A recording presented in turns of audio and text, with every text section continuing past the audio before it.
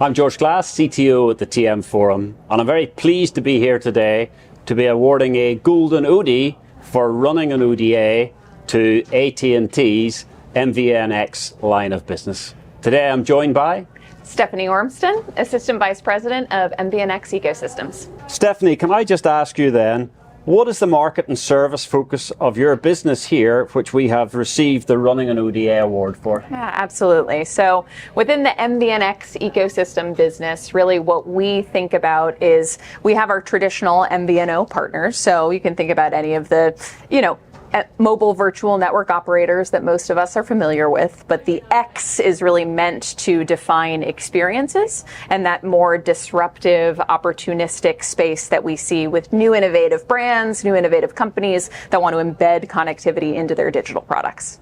Excellent. Why was it important to align your architecture with ODA?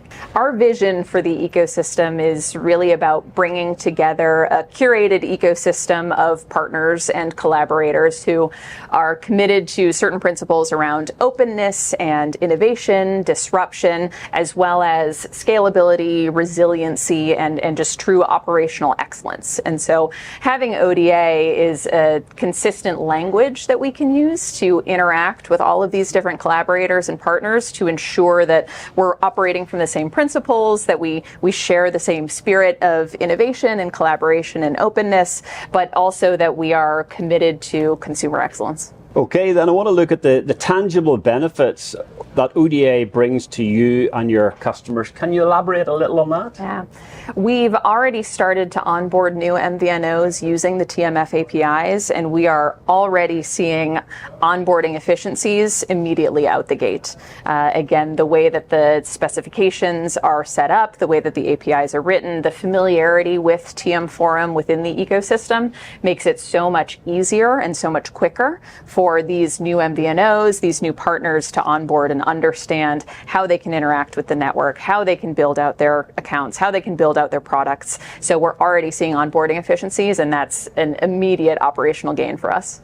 What challenges did you face in adopting ODA, and how did you tackle those challenges? Yeah.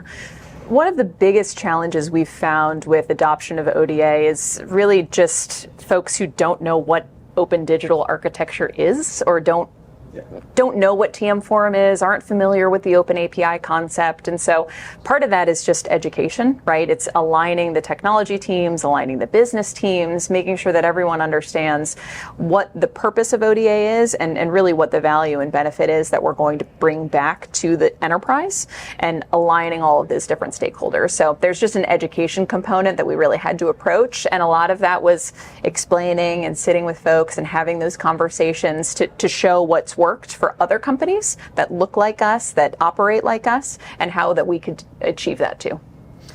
And the final question, how did your staff gain expertise in ODA, and how did they use it effectively? Yeah.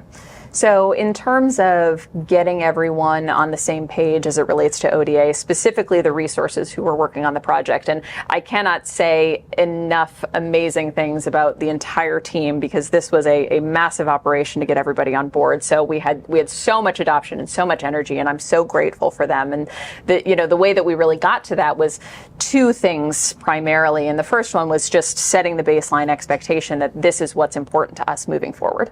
And so setting the strategy from the top down of here's where we're going to go, here's what that means for the organization and what that means for you, and setting that strategy, that incentive, that expectation. The second piece then was providing the resources.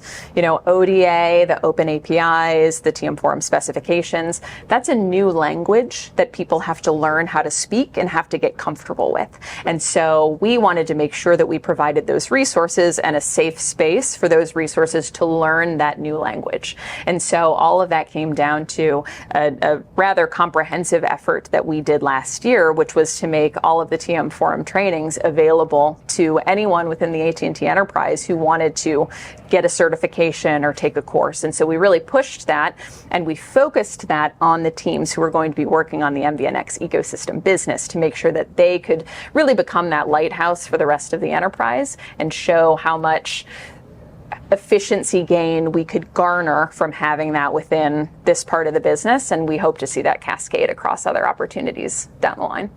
Excellent, Stephanie. Thank you very much, and congratulations once again on achieving running an ODA status for the MVNx business within AT&T. Thank you so much.